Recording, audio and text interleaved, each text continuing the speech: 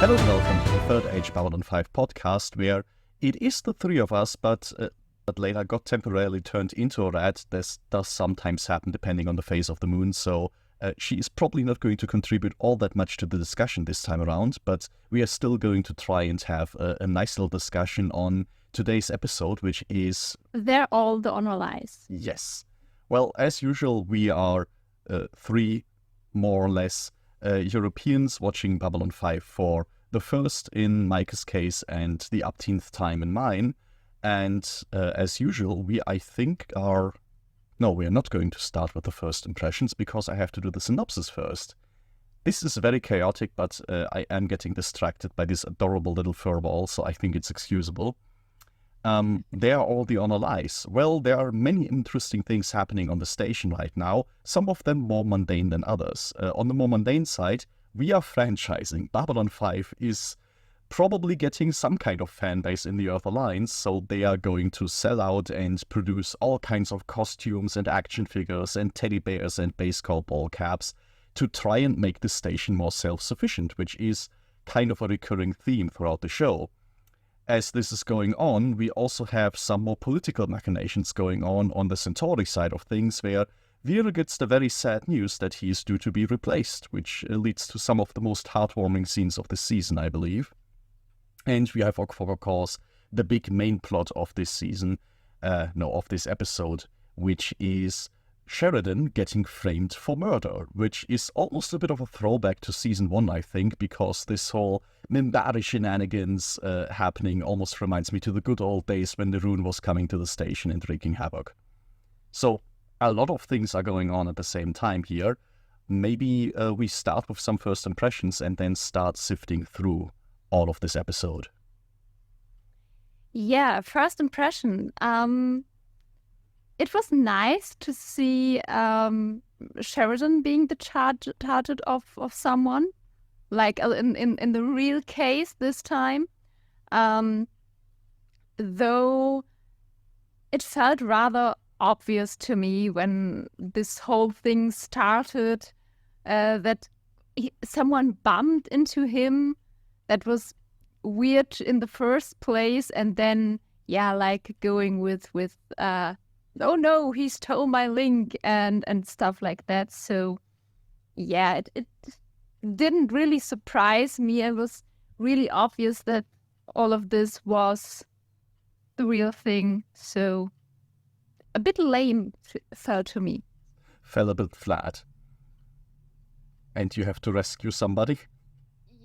Yes, I have to prevent him to go on the other side of the table where I can't have a look. I see. He's already on his way of escaping. Chewing on some cables.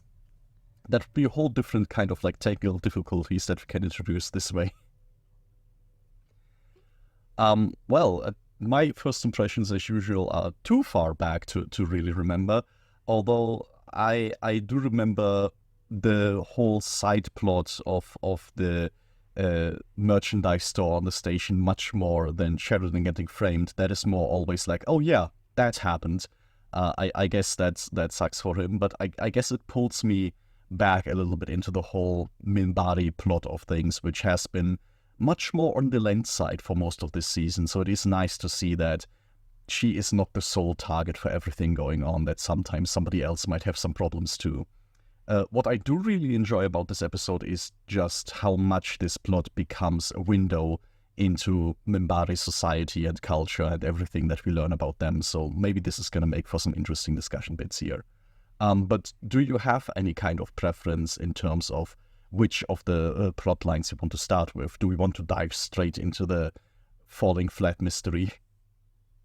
I would say let's go for the merchandise stuff, because I really had a big laugh there when Sheridan announced it to Ivanova, and I totally feel her. Absolutely. It's a great opener.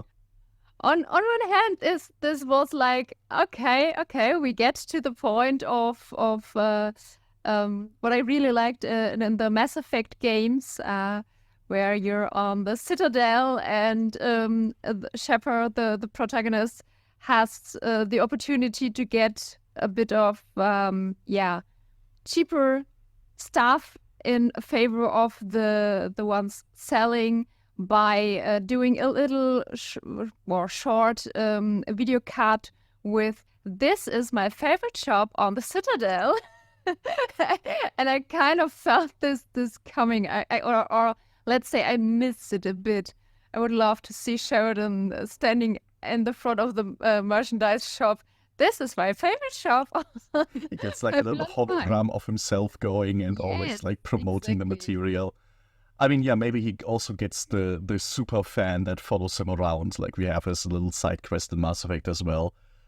I think it adds like this very grounded touch to the universe once more, that, you know, you have this kind of weird and wacky place even in the universe. This is a pretty unique place, so of course it's gonna be a tourist traps, and they're trying to take advantage of that. But yeah, like I mentioned in the synopsis as well, it also harkens back to this constant fear of cutting the budget of Babylon 5, and I guess that makes sense with how Earth Alliance has been kind of changing course away from this whole "let's talk with aliens" policy, so I guess it's getting harder and harder back home to justify keeping the station running, and they want to keep it cheaper and cheaper. And I can imagine that also Sinclair's cost-cutting measures of like reallocating military funding might have something to do with that. Yeah, I mean the whole process of getting money for B5, we had it at a few times, and going this way is actually smart, though the way how they are doing is a bit problematic. I mean, this the first time we see in the cut that there are some dolls from like the ambassadors. Yeah, I'm not sure if this just the German regulation, the German law that strikes me like they are not allowed to do this. This is probably, yeah, I know, not property rights, but the right to your own person. You just can't go around and, oh yeah, I make a doll of like whatever, a real person, and sell it. That's not working. And they just do this, and yeah, I mean, that no one got the idea, okay, maybe we should talk with the ambassadors first, and also these masks that they're selling. They really liked to see that on one hand we had a human with an alien mask, and on the other hand an alien with a human mask. So it was like, okay, they're on the same wavelength, so it's okay. It's sort of. It's kind of the great equalizer, where this level of like souvenirish tourist attraction is terrible in every direction, and like having the pale skin of a human on your face is just as wacky and exotic for aliens as far as it is to be like all scaly with scary eyes and things like that. But I do like that it sounds like you're firmly on the side of Londo here, like angrily holding up his action figure and being like, this is not acceptable. Well, if someone would make a doll from me and would try to sell this, then, well, I would be angry too, especially if I would not be asked. I mean, there could be the point where these dolls where I would say, oh gosh, this is so good made, and well, it's not good made at that point.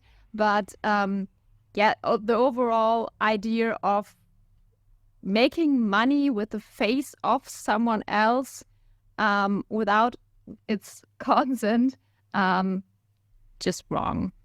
And I mean, they talk about this also in the beginning when Sheridan and Ivanova are discussing this.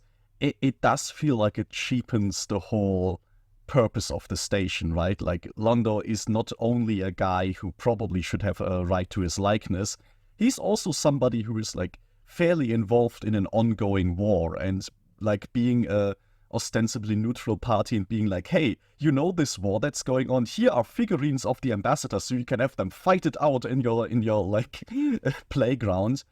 It's just a little bit out of taste. It feels like, yeah, they're not quite taking this seriously, which, yeah, is a bit of a shame. Something like I don't know, something similar to a keychain or something like that, that would be okay for me, I guess.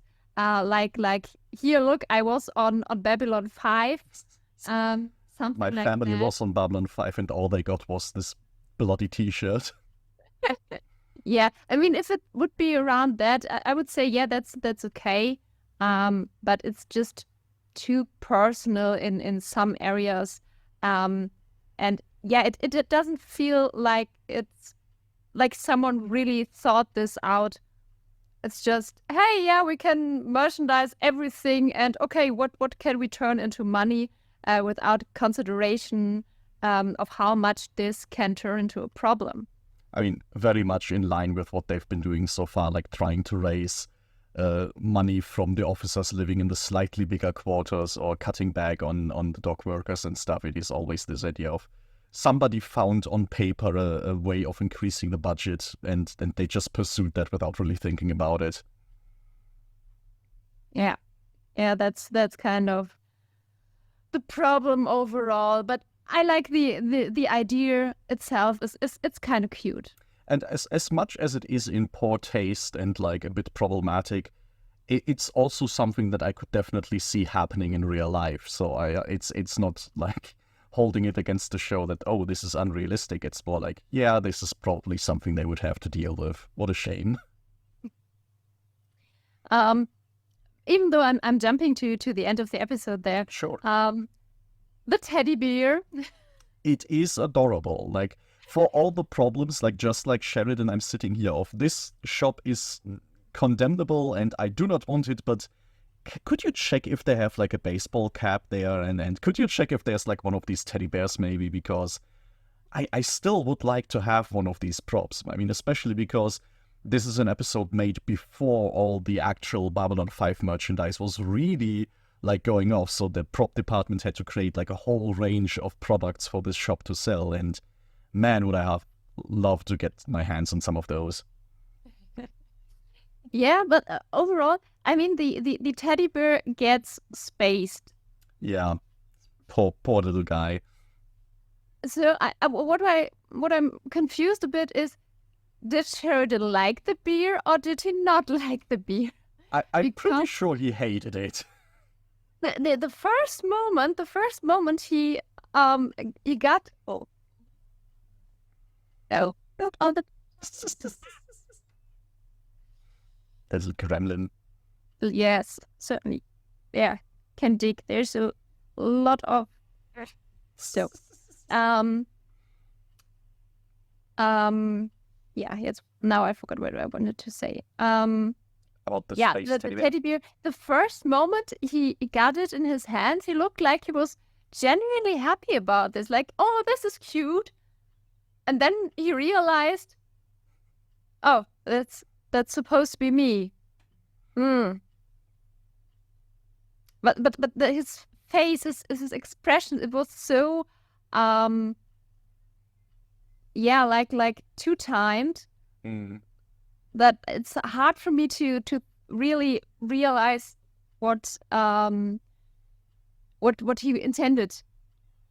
I'm pretty sure this was like him holding on to his composure as much as possible, but really hating the idea of this guy, which makes a little bit of sense to me. Like, Sheridan is a very, smiley, kind of cuddly guy. Like, it is in the beginning a little bit hard to take him very seriously as commander of the station. And then, like, him seeing himself as a teddy bear probably hits a spot where he's like, no, I can't actually have this. Like, I worked so hard being in this position, and now they're making it the teddy bear. It's not doable.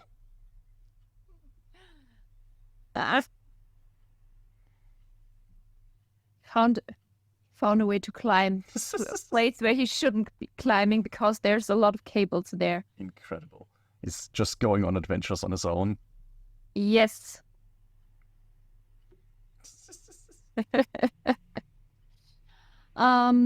Still, spacing the teddy bear, very irresponsible. Yes. This poor pilot. Teddy bear. Yes. You could have at least left this on his own, like kept this in his quarters so nobody else gets their hands on it. Yeah. But yeah, well, overall, that's it about the merchandise. So it's a nice level of self-awareness for the show, but I don't think, like, apart from Ivanova having yet another terrible task to attend to, it pushes any of our main stories a lot further. But if we do stick with Sheridan and kind of his, misadventures on the side here, he does have another thing to worry about, which isn't directly connected to his whole murder allegations, which is getting a lesson in terms of perfect beauty from Kosh. So we do get a follow-up on Kosh's involvement. He is still more present in this show than he was for most of season 1, so I think we're both pretty happy about that. And I would say this lesson of perfect beauty is kind of the polar opposite of making up a gift shop on Babylon 5. This feels like much more the spiritual Zen kind of route to go. So I'm just curious, because we speculated last time a little bit about what does training to fight legends look like in Kosh's opinion. Now you've seen one of these training lessons, so what do you think? Yeah, there's this monk chanting, or, well, that's most likely what it looked like. It's kind of nice, but I'm not sure what he is trying to achieve with that. I mean, how can you fight legends with this, like a song? I mean, okay, I do understand that there might be some sort of cultural connection, like I give you something to fight for, in a broader sense of showing what other alien cultures and stuff like that is. It's not really what I expected, though honestly I don't really know what I expected. It's a bit tough to get there. I mean, I think his very first speech to the whole crew of Babylon 5, when Sheridan had just arrived on the station, he talked about how he grew up the son of a diplomat and got to meet the Dalai Lama at some point and got like this spiritual lesson about how much he doesn't know and how this is a good start to developing and learning.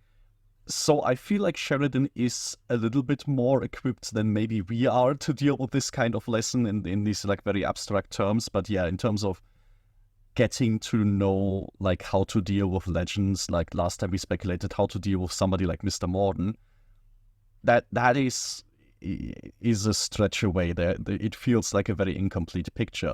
Although I do think there could be something along the lines of, learning to see beauty everywhere, like learning to get what you have at your disposal, because we've talked a lot about how Down Below is this kind of decrepit place and how there's not really anything there.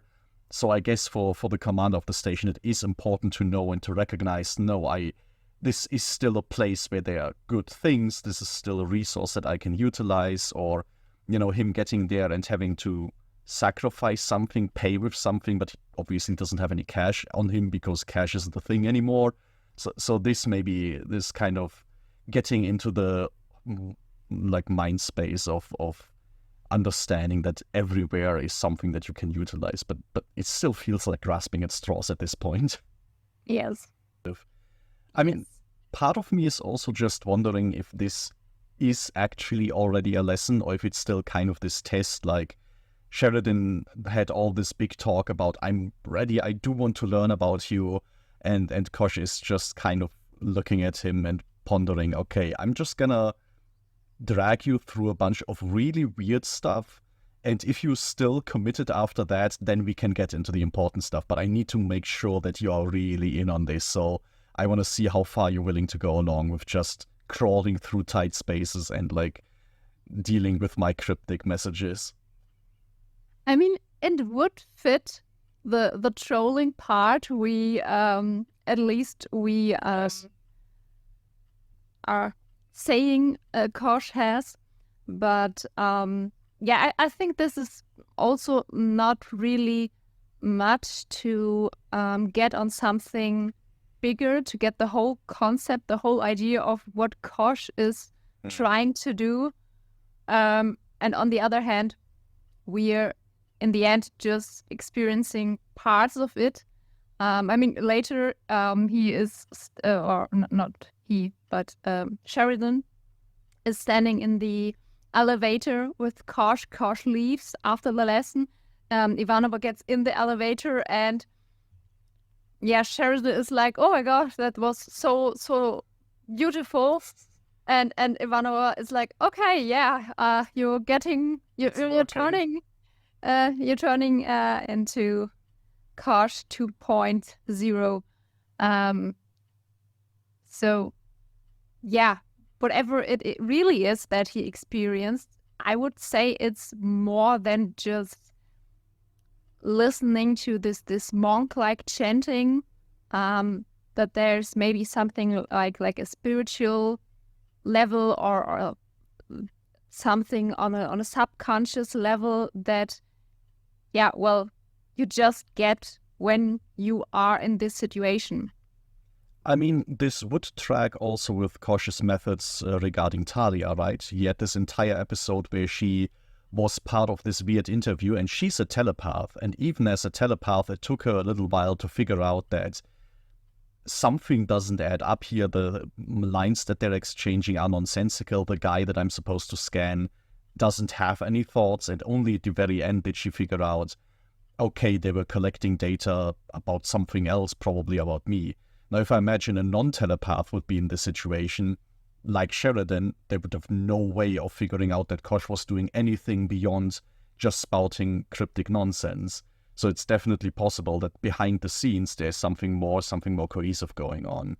And the last thing that I'm reminded of when you're talking about this priest-like chanting, these Gregorian chants that he's listening to, we know that song is kind of important to Kosh and to the Warlords. Their ships are apparently singing to people that are in them. At least this is what we heard last episode. So maybe it's also on this level, like Sheridan is being prepared to interact with the Warlords on a deeper level by getting accustomed to song, to listening to music, something like that. Definitely possible. Just a quick thought on the experience part. I had to think of meditation chants. Like, I mean, the most known or well known is this om, and if you just hear it like maybe through a recording or so, it sounds really weird. But if you really you don't have to get into meditation to experience something really interesting, this vibration in your body. If you do chant it yourself, it's like a little bit of vibration in your body that you feel. This is not something super magical or stuff, but you experience it only if you do it yourself. And I would guess that the experience Sheridan is having is maybe on a similar level. I could imagine just that. Get something to put it in back to the reality. Yeah. Once again, like taking a more grounded approach to it, right? This is not necessarily some telepathic magic or such going on, but it could definitely have such an extra level of being a very personal experience that Ivanova has no chance of understanding just from the elevator pitch. Exactly. I think this brings us, or what do you want to? One thing what I found really interesting is that Kosh came on his own accord to Sheridan to get him to his lesson. Yes. Which also shows to me how serious Kosh is on this whole I teach you endeavor he started.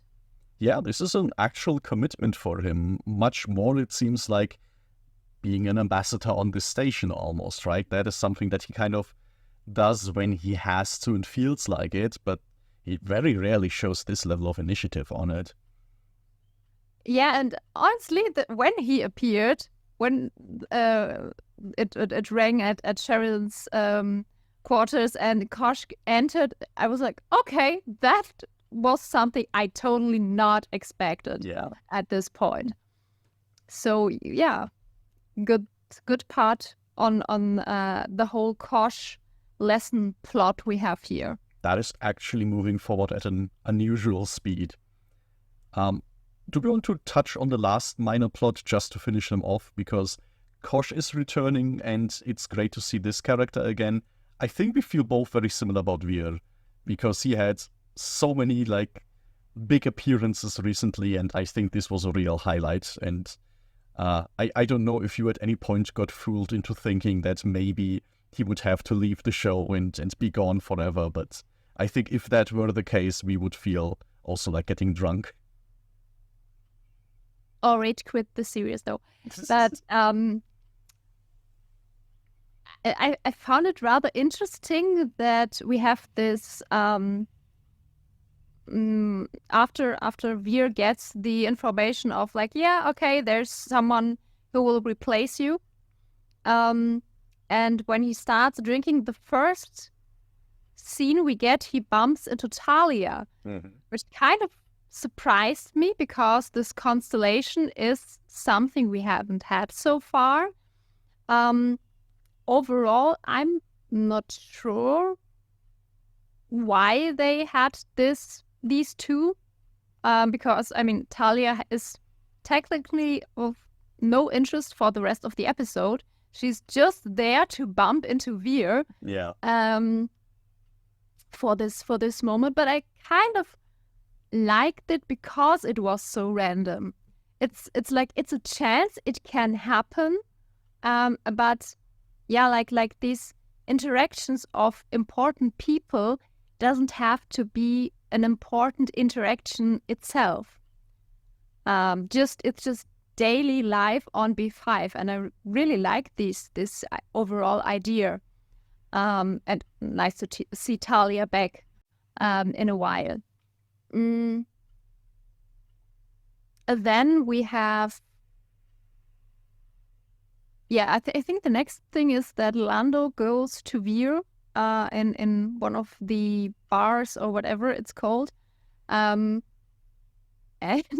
well, I really liked the part when Lando asked how many drinks did you have? And Veer is like 2. And I kind of felt this. I would probably stopped after the 2 or 3 drinks, but and it was this complete opposite of how Lando would have reacted. And this correlation of these two characters was really nice. You mentioned the bumping in with Talia, and I like that it implies sort of that this station exists outside of the episodes that we see it in. So these two probably have interacted at some point, just it was never important enough to see it. In some way, though, I do feel like Talia and Veer can be a bit kindred spirits. Veer later talks about how he feels suffocated back home, but also being here. And I think especially recently, Talia might be in a similar position where she is very wary of Psychor now, so she doesn't really want to go back there. But being on the station is also very difficult because it puts her into this position of having all this intrigue around their relationship with the other lines and the Psychor and such. So this idea of feeling stuck in place is probably something that they could relate on if they ever get a chance to properly talk about it. And yeah, Veer reacting like he does is, on one hand, kind of funny to see. It's very in line for his character, but it also for me has this twinge of drama to it where I can see how somebody like Veer is set on a path that would end with him eventually being like Londo, if he really gives up at this point and feels so disillusioned that he not only starts drinking here but continues drinking and continues being on this path of just feeling like he's a joke, because ultimately that's what Londo has been talking about since the very beginning, that this is an assignment that was given to him because, yeah, it's just kind of not that important to the Republic at large. And if things change, he would be replaced very quickly. Definitely. I think that's maybe the most important part in this development, or not development, since there is no change in the end. We have with Veer here just to show this, that they are technically quite similar, but Veer has still this tendency to, well, to the better part, to being the better person, considering how Lando is, and not reacting in this situation. That is wonderful what he's doing, but this overall involvement, war and etc. So maybe to show off how close they are in character, but still to show this is the important difference between them. And I'm sure it's going to be quite interesting to see how these two will develop in the future. Will they grow even closer to in the context of getting more similar in character, or will they go more in the opposite ways? I mean, they help characterize each other so well, and I think this is what makes watching them so interesting, because Veer has this constant cautionary tale in Londo to look at, and Londo can constantly be reminded of, what goodness might be at his core, or he feels is at his core, that he wants to return to. So it might be for both of them very beneficial. On the other hand, you could also easily see how somebody like Londo might drag Veer down with him if things go wrong. But you already mentioned Londo's actions at the end there, and this is something that I wanted to ask about, is like, looking at this episode now, why do we think he ultimately decides to keep Veer around? Which maybe it even feels like it's a natural conclusion, but looking back at the early parts of season 1, Londo wasn't always very enthused to have Veer around. In the beginning, he was quite disappointed by that, and ever since then, sure, they are a fun duo to watch, but not necessarily the friendliest at all times. Like, Londo quite often is rather harsh with Veer, and we even got this entire prophecy of both of them are gonna be emperor, but only after the other dies, which, ended on them having this like very mistrusting ending scene one episode. So it's maybe worth a consideration, like, how genuine is Londo in keeping Veer around, and what other motives might he have? To the good point first, I think one of the essential parts for Lando is that it's technically it's the same reasoning he has why he is keeping that one wife. She is always honest, exactly telling him what she thinks of him, of his actions, and Veer is, well, more friendly overall, but still he is saying, okay, this is stupid what you're doing, this is dangerous what you're doing. And since it's the same drive, I would say this is one of, or maybe the biggest reason. But overall, I also think that, at least in the back of his mind, he is considering, okay, if I let go Veer now, he knows a lot what I have done. And if I let him go, he can tell that in one way or another, if he wants to, or if he is forced to tell things. But I would think that is something he has to be wary of, and certainly is something that is happening in the culture of the Centauri. I like that you mentioned that this could almost certainly swing both ways. Like, even if Vir is completely loyal, getting back home to Centauri Prime might not be a very healthy decision for him to make, because, yeah, people like Reefer will definitely want to know how Londo managed to get all these things, and probably Vir wouldn't last a day before he was getting captured and tortured to learn what secrets he has about Londo. So, yeah. And third part, he doesn't know what he would get as substitution. Probably something worse, right? Yeah, maybe someone who was planted there as a spy for someone to get information, to steal his assets. So yeah, the safest option Lando has, no matter in which direction you are looking, is to keep Vir. And I think on some level, this is also where we see that Londo, even though this post, as much as Vir's post, was probably a joke to the Centauri Republic, and Londo wasn't exactly the rising, shining star of his career when this show started, I think we still get to see that Londo is pretty smart, and I think he has maneuvered himself in a position where he is in a place where there's a lot of political influence going on Babylon 5, but he is not part of the palace intrigue back on Centauri Prime. I think that's the dream for anyone to have. Like, if I think to the Grey Council of the Minbari, maybe that's one of the reasons they like to be on the ship in the middle of nowhere as well, like being removed from all the drama that you have back home. So yeah, he probably doesn't want to give this place up and doesn't want to have Vir replaced by somebody who would most definitely backstab him. So, a surprisingly wholesome Londo episode with him complaining about the attributes of an action figure and actually keeping Vir safe. On the other hand, we learn a whole lot about the Minbari in Sheridan's adventures.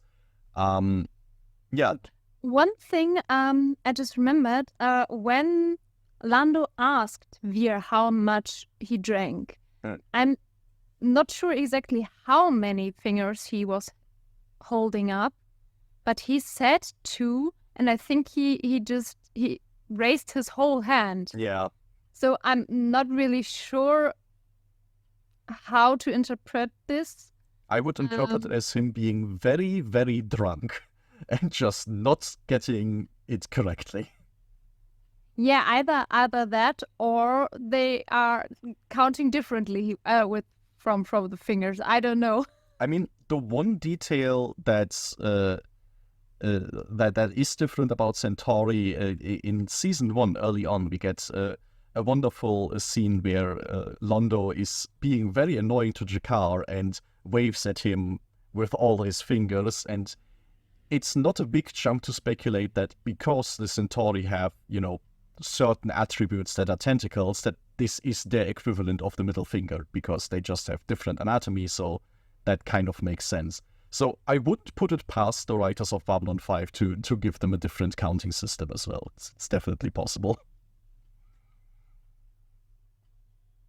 But with that we can jump to the real plot. Jump over to the main plot, and I mean, you already mentioned it's pretty obviously a scam. I think there is no doubt in anybody's mind about that. The real tragedy is that we kind of get to see how Earth Alliance wants to deal with this as opposed to how Babylon 5 wants to deal with this, where on Babylon 5 we have all these people that are really looking at this case and being like, look guys, we have to work through this and we have to find a solution here, and that is very important to us. And then Earth just sends a lawyer that says basically, you know what, we'll take the hit, let's just put this under the carpet, put this to bed as quickly as possible, not deal with it anymore, and you're going to be our sacrificial lamb for that. Done. Which is just, such a highlight why Babylon 5 is important. Yes, though I was thinking when the lawyer appeared and was like, yeah, if this goes to, of course, we go to trial, but if it goes to trial, you have to step down from your position. Where I was thinking, okay, maybe this is what Earth Alliance want. Maybe they want to dispose of Sheridan. I mean, so far all the time it's like, yeah, everyone thinks you're loyal to Earth Alliance, but it kind of feels fishy at this moment. I think it might even be the case where Earth Alliance still genuinely likes Sheridan, but doesn't like Babylon 5, and they're like, okay, this is a great opportunity for us to get Sheridan out of Babylon 5 and just put him elsewhere where we feel he's going to be more effective, because best case scenario, we want Babylon 5 to like maybe turn a profit and be as franchisey as possible. They don't really see this as a serious, base where they want one of their best people. But on the other hand, I could also totally see that, things have been, even though Sheridan has never been outwardly non-cooperative or such, it is probably still something that Earth Alliance looks at Babylon 5 and sees, there's this guy in charge and things just keep going wrong for us there. We can't pinpoint it down, but, maybe a change in personnel might do this some good. So I could definitely see some people scheming towards that end. Because otherwise, yeah, I wouldn't know a good reason why else you would go this way. I think the most like surface level reason I could think of is to get it over with as quickly as possible and not deal with it anymore, which is the same kind of thing when we had the worker strike in the cargo base. They sent the strike breaker whose entire idea was, okay, we're just going to take the military, shoot at them, and then it's going to be over with, which for nobody involved is the best solution, but it's a quick solution. And I think at some points, this is just what a big organization like Earth Alliance might just prefer, to not have to deal with this in a detail. Which, I have to say, a quick solution. I mean, it's not like, at this point, it's not like there is a big pressure. Just like with the workforce. That is true.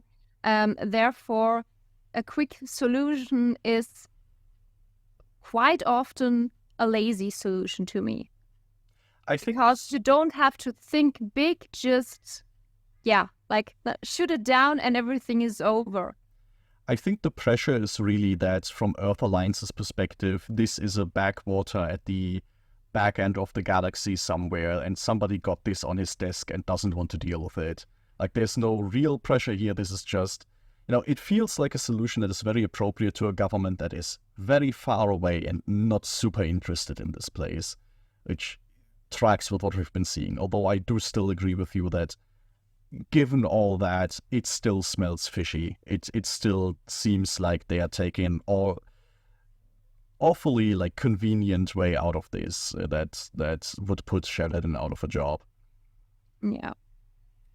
That is. And overall, this lawyer person, there is, I don't know, there's nothing on her. It's not like she doesn't feel professional in any way. She's just like cutting off everything. No, we're not going to do this. Behaving, well, I would have eaten her if I would have to face her. If she would bark on me like she did on Sheridan. She's not a sympathetic person. She doesn't seem to be an empathic person. She's just, I don't know. I don't want to say a bitch, but overall, that's how I feel about her. I guess the nice way of putting this is, in her own way, she is effective, even though the solutions she comes up with are maybe not ideal for anyone. But yeah, very much just interested in getting it done her way, not interested in really looking at the problem that she's supposed to provide a solution for. Which does feel in line to a lot of people from Earth Alliance that have been getting on board of the station, that all have been rather insensitive to what's actually going on in the world. I'm fascinated, if you think about it.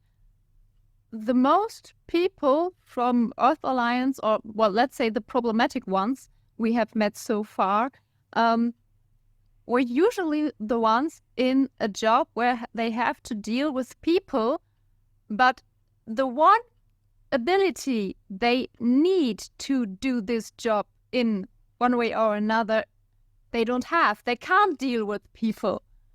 Yes, which, I mean, in a way feels very true to, looking at a lot of jobs in all kinds of professions where you have, usually managers or team leaders who are maybe great at many things but are terrible at teamwork or management styles. So maybe these are all just victims of getting promoted one step too far into a position where they're just not really suited for their job anymore.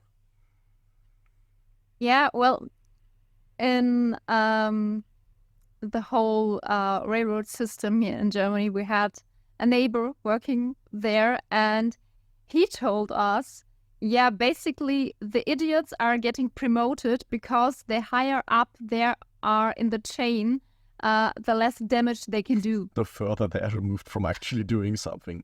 Yes. Yeah, I could see that happening in Earth Alliance as well. I think this is a phenomenon that might be the cause of a lot of this. So a lot of things we get out of this for how Earth Alliance deals with the whole situation. But then, of course, there's the Minbari side of the whole situation, which I find interesting for a lot of reasons. But before I start going on a rant on that, maybe just what are your initial thoughts on this brilliant ruse they come up with, which confounded you for all of 12 seconds? Yeah, well, overall, this Minbari don't lie. It's yeah, the whole phrase, yeah, gets my gag reflexes starting. This is, yeah, it's bullshit to claim something like that.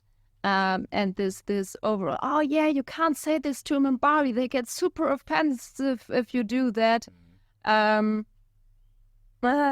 Yeah, I don't like the overall concept because it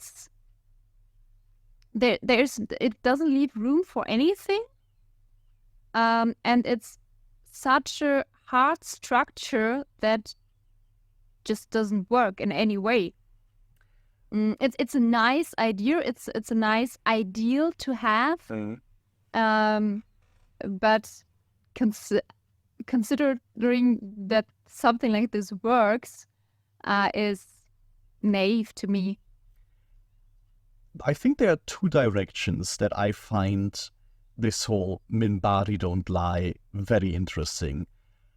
On one side, I think it's kind of a funny lampooning of what a lot of science fiction tends to do, where, you take somebody like the Vulcans, and the Vulcans' whole deal is they're logical. Or you have the Klingons, and the Klingons' whole deals, they are honorable. Or, you have the Salarians in Mass Effect, and their whole thing is they are scientists and stuff.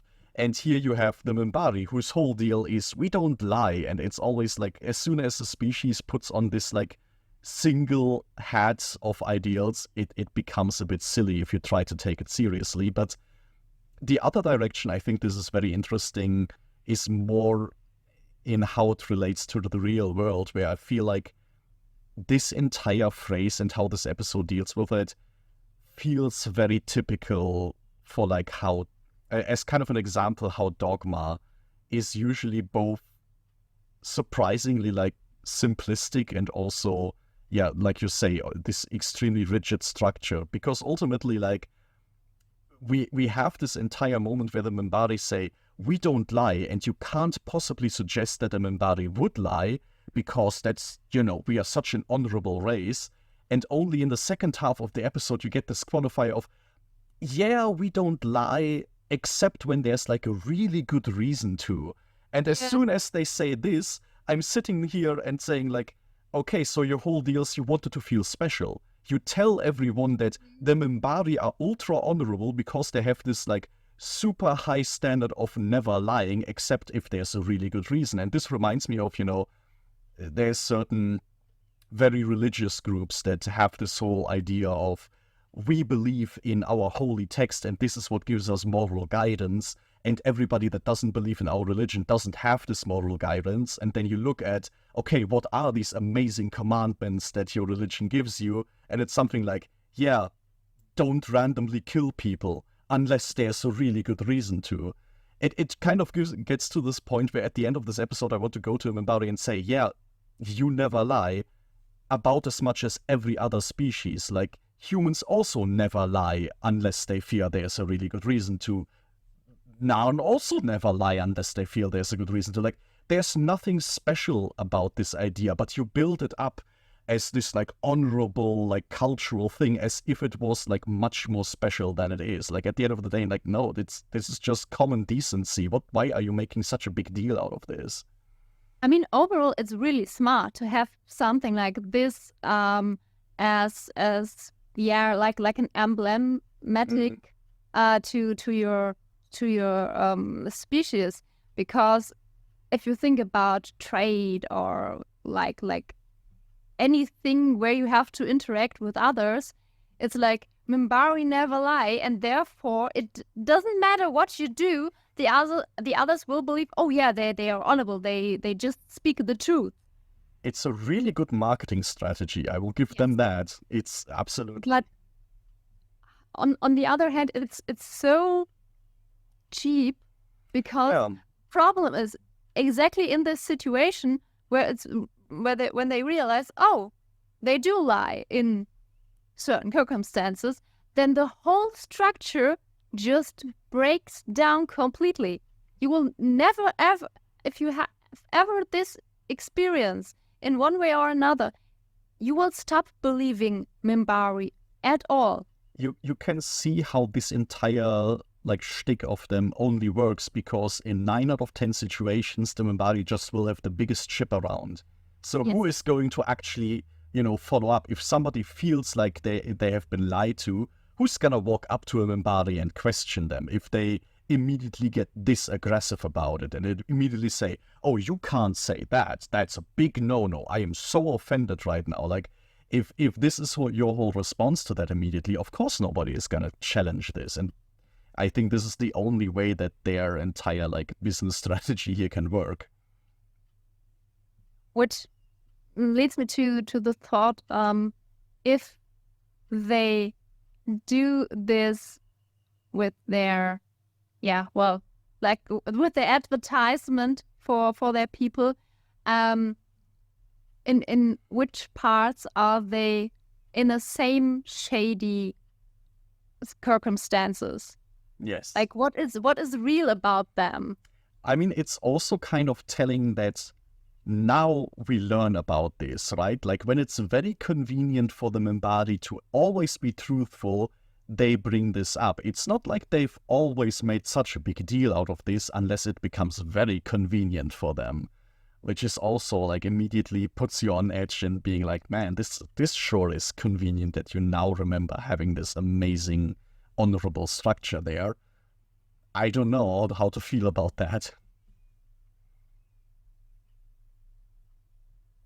I mean, the other end of this that I do find very interesting, though, is that it puts Lanier front and center first and foremost. Like, he had a lot more action here because this was a conflict mostly on this level between clans and families, which I really like because for the most of the rest of the show, especially now in the last few times we've been talking about the Minbari, it's always been along these lines of who is warrior caste, who is religious caste, and then it's very easy to fall into this pattern of, man, we don't like the warrior caste because they've always been very aggressive, but we like the religious caste because they are the nice people.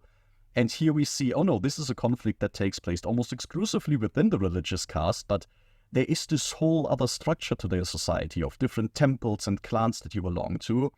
And not all of them are nice people, even if they are part of the same caste. Not all of them agree on everything. So it makes things immediately a lot more complex. And I think it saves the show from having this like very simplistic stereotyping of, this is a military guy, so he's going to be bad. This is a religious guy, so he's going to be good.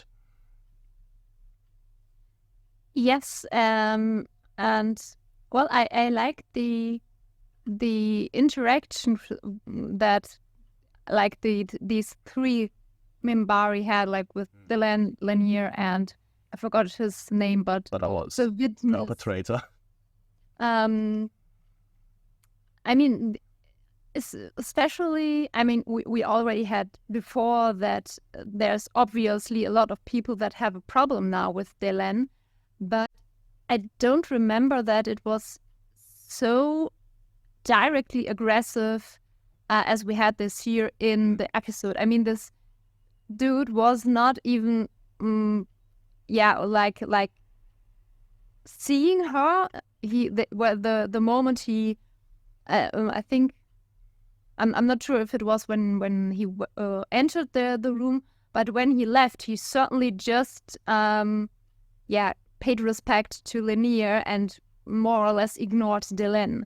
Yes, which is really, really tough thing to see for Dylan herself, but overall the how strong the racism is in the Minbari is really scary.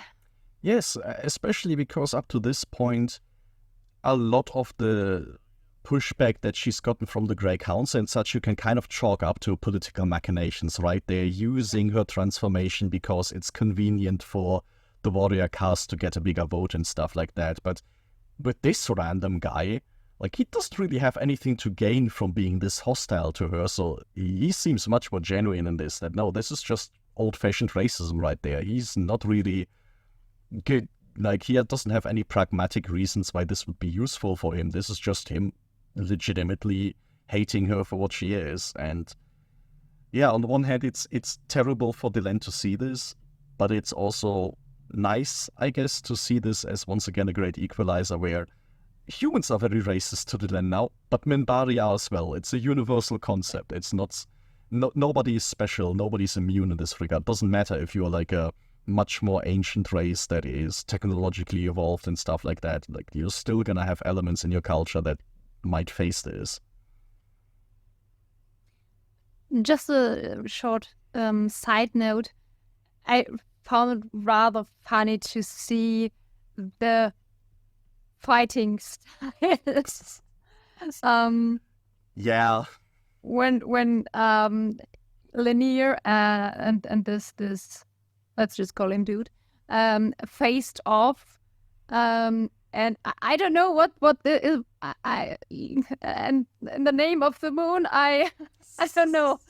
I kind of expected at some point some magical girl transformation or really hard rock concert. Yeah, I mean, this is one of those points where it would be interesting, like, what were the choreographers thinking at this point? Is it just to make it look more alien? I mean, if I really strain my imagination, maybe this, like, pointy finger style is an allusion to the fact that they are, like, trying to attack pressure points rather than just punching each other. So it's this, like, they are super precise in their movements or something like that. But yeah, it is kind of a little bit silly. I can tell you without too much spoilers is that the depiction of Minbari fighting styles will evolve and get more competent with time, but it's still also like people punching each other on TV. It does tend to look a little bit silly at times. But I do appreciate them going through the length of, like, trying to make it look different from human stuff. You know, it's aliens among aliens. Yeah, though overall I think they just overdid it. Yeah. I mean, this crossing of their arms, if they just would have done that, would already be recognizable. That would have been seen as like a fighting stance, or could be recognized as one, but and different, of course, but still kind of like okay, maybe they're using their like their side of their hand to hit pressure points or something like that. But this, I don't know, snake eyes. You know what would have been really cool? If we had seen, like, a Minbari fighting in TKO as part of the Mutai, this like alien league, and now this would have made a comeback, and we could be like pointing at this is how they've always done it. Maybe that would have been a good idea. But then thinking back of the fighting styles in TKO, I don't know if that would have worked out so much as well. So maybe it's for the better. What I will say though, apart from all the battle portrayal and stuff, I do always enjoy it when we get to see quote unquote normal people of the aliens, because especially with the Minbari, usually we get to see them in like the festive robes of some ceremony, or the ambassador or a great council member or such. And like our witness here was a much more just a normal dude, similar to how recently we had G'Kar facing off against his own people. And there was also just a bunch of Narn that were just in everyday attire, and it looked so alien, but much less like a designed costume like the ambassadors get. So just this idea that, there's a lot more normal people on the station, and some of them just happen to be aliens. That's kind of neat. Some people have to buy ready-made clothes. Yes, and even if it's ready-made robes, it's still gonna be a market difference. No Met Gala for the normal people. Once Babylon 5 gets to host some galas like that, it's gonna be a much different show. Yeah. If we reach the point where something like a Met Gala is held on B5, I burn the whole station down. Honestly. I don't know if you have any other big points on this. The one element that I would like to talk about with this plot, because we've kind of rolled it up from the back end here and talked about the fallout of all of this. From the actual event itself, I don't think the scam is hugely impressive, but I did like that we do get this pointed out that, alien languages exist, and somebody might come up with this idea that, he used a phrasing that could be misinterpreted in another language and such. And Babylon 5 doesn't really point to a universal translator or something like this very often, but there is this acknowledgement, technically everybody does have their own languages, and that does create certain issues at some points. I just like that as a little world building detail, and it does feel like something that would be used in a case like this. Yeah, of course, because it's convenient at this point to have, look, we have something familiar in our language. Yeah, and the way he reiterates it as well. It's just so obviously fake, but at the same time, how do you prove that if you don't have the scene to replay? Like, if it's just depending on Sheridan's memory. And I guess for Sheridan, this is kind of an introduction ceremony to Babylon 5 still. Like, so far, every commander has been framed for trying to murder an important diplomat, so at least he's getting on that train. Yeah, so maybe that is the point where he is officially arrived at B5. Do you have any thoughts on the actual resolution of this entire plot, where once again it's very much Linear taking charge of this and sort of dictating how the apologies are going to take place? Personally, I'm a big fan of Linear being in a position of actual authority for once. But anything more on that? Yeah, on one hand, it's nice to see the capabilities of Linear. We see how far he is willing to go. Mm-hmm. Not for one of his clan, but for the Len.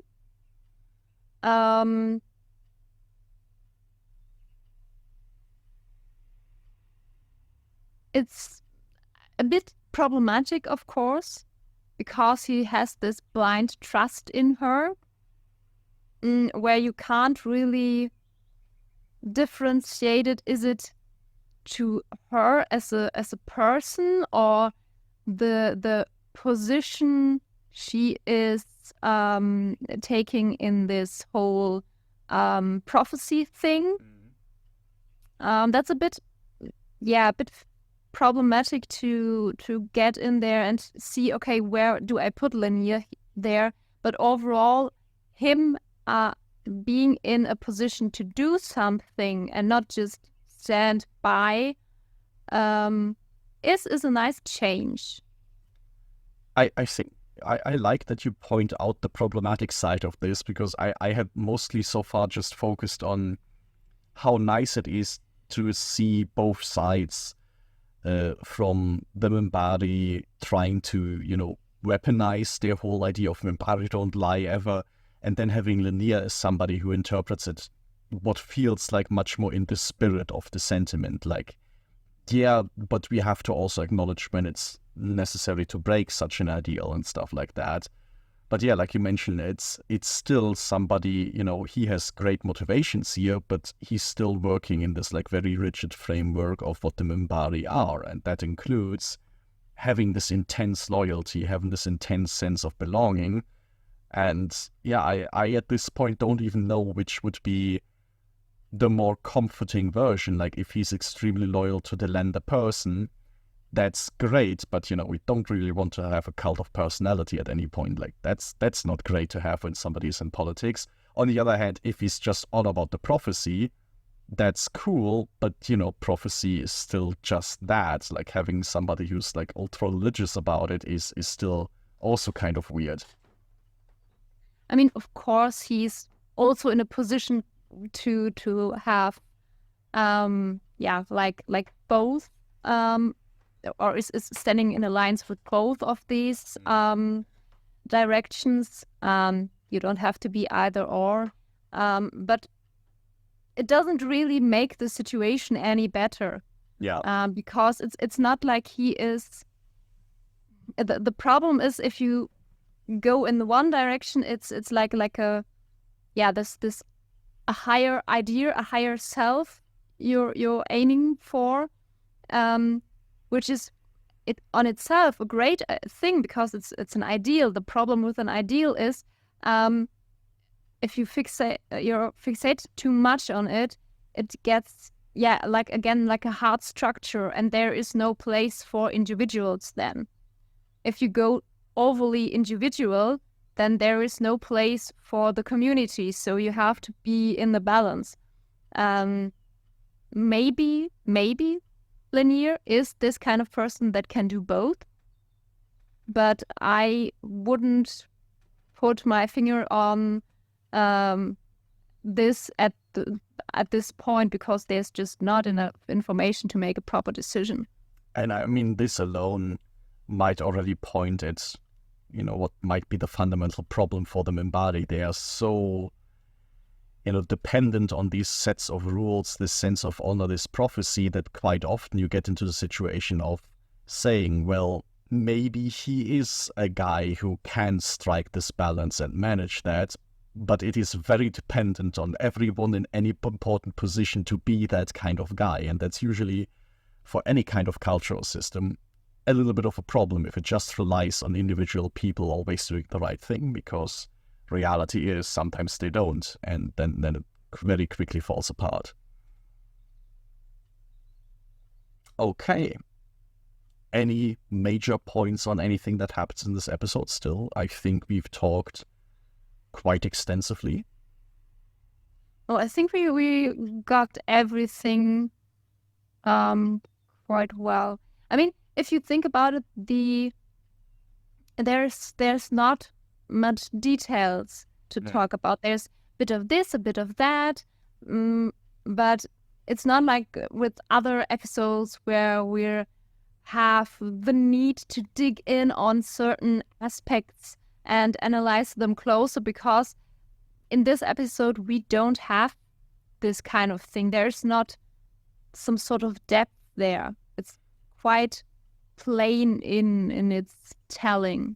I think we can already drift this a little bit into what would be our tapestry section, looking at how does Babylon 5 hold together, how do all episodes factor into the big story arcs that this show has going on, or not even just the big story arcs, but the character developments and the thematic developments of what this show is about. And like you say, this doesn't feel like one that adds a whole lot of depth to any of these. Every single plot that we have in this episode feels sort of like the natural consequences of everything that has been going on. It's just pushing things further along without any dramatic changes happening. Like the budget worries that lead to opening a gift shop are something that we've seen a lot of times before. It just makes sense that this would be happening here. Londo being a rising star and Veer getting this offer of being replaced, it was just kind of a matter of time until something like that was going to happen. It just makes sense that people recognize his authority and offer him more. And this is very much also the case for the whole Minbari thing here. Like, we know the Minbari aren't happy with what Dylan has been doing. It's really only a matter of time before somebody is going to try some shit with Sheridan again, and this is going to fall back on her. So it very much feels like naturally going along with what's been happening. I think overall this episode I think overall this episode is again showing how it's the best if anything happens on B5 that it's handled from B5 and not through some other institutions or whatever, that the best people to solve their problems is the people that are involved. Yeah, it would be great if, there was just a way for Babylon 5 to assess the situation and then ask for what they want from the Earth Alliance, rather than the Earth Alliance just sending stuff on their own or sending people on their own that aren't like in the situation, and then, trying to help in their own little ways, which quite often backfires massively. Be a great lesson for the Earth Alliance to learn.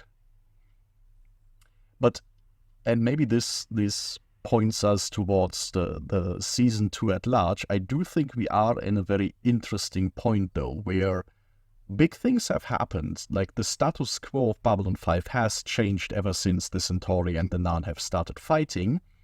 And we are now in this war, but Babylon 5 chooses to portray this with quote-unquote normalcy. Like, this has been a normal day on Babylon 5. We don't really see any fighting in this episode. You could almost forget that there's a war going on. But there is this uneasiness of, in every direction things are moving along. This status quo can't really continue on for a prolonged amount of time, but we are just waiting for the shoe to drop, so to say. And I mention this here because I think this episode does it this way. I believe the next episode that we're going to talk about is going to be even better at that, where you really get a strong feel for, okay, we are kind of dancing on a volcano right here. Like, everything is kind of moving along, but there's stuff brewing underneath. But that's something that you will see soon and experience firsthand then. Until we get to that point, though, maybe let's take a short moment to look back a little bit and take a look at one or two comments. What do you think about that? Sounds nice. Yes, so I will see where I got those. Obviously, we have had one or two recordings in the can right now, and I mean, one thing that is already very nice to see is that people mentioned in their comments already that this is something that they are completely fine with and understanding with, because it's something that many podcasts do. We try to not get excessive with it, but people are nice and patient, which is nice to read. So, as usual, we have some very nice comments, and just looking at our latest episode, Hunter Prey, Texas Under Shock mentioned having about a dozen math teachers, none of which made a particularly strong impression. So maybe maybe this is more of a personal phenomenon for us than that there is not so much happening. But at least, he mentions, or they mention the US government teacher in senior year being quite memorable, being a former Marine. So that is not an honor that I had, having any veterans in my teacher's corps. Although it is getting more and more likely in Germany, because we have a massive shortage on teachers. So all sorts of crossover entrances into the job are happening. So maybe the flavors of different teachers that you can have are getting more interesting around here. Then, of course, we also have a very long comment from Ari Klaus, as usual. And one of the things he mentions is that even though we don't see Kosh's face, we can still pick up on what he's thinking. And that, I believe, is also very true for this episode right here. Like, we are talking about, how he's just trolling Earth Alliance and Sheridan and such. And yeah, just in terms of this costume design and then also how it's used, it is really cool to see how expressive this rather alien design is. And I think this is something that you, Mike, especially usually like, right? Yeah, I mean, you have, even though you have just these lights, but overall, even the position of the head can express so much, like, I'm doubting what you're saying, or I disagree, or I agree, or something like that. Therefore, I really like this design. It is really alien, yet still there are enough elements that are patterns that we can read and understand, which is really nice to have this balance of alien and same familiar parts. I also really like that he has this little iris thing in his one light source. It just adds such a level of expressiveness to an otherwise very unmoving face, quote unquote. So yeah, I completely agree, and I think Babylon 5 is a little bit in the sweet spot where they're using this level of puppetry for some of the alien design traits. It's really nice to see. I mean, Layla and I have been recently rewatching parts of Stargate Atlantis again, and Stargate famously also does a lot of puppetry with Asgard, which really works well as well. Like, there's no alien that I've ever seen being so sarcastic than our Asgard pilots and engineers there. So yeah, I think this is something where the designs of the show really, really shine.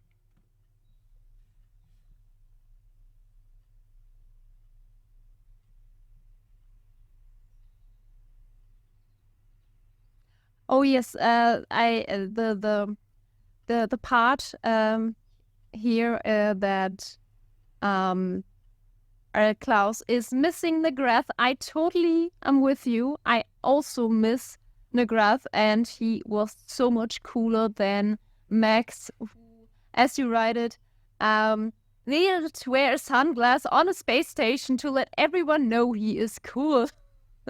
I can agree with that.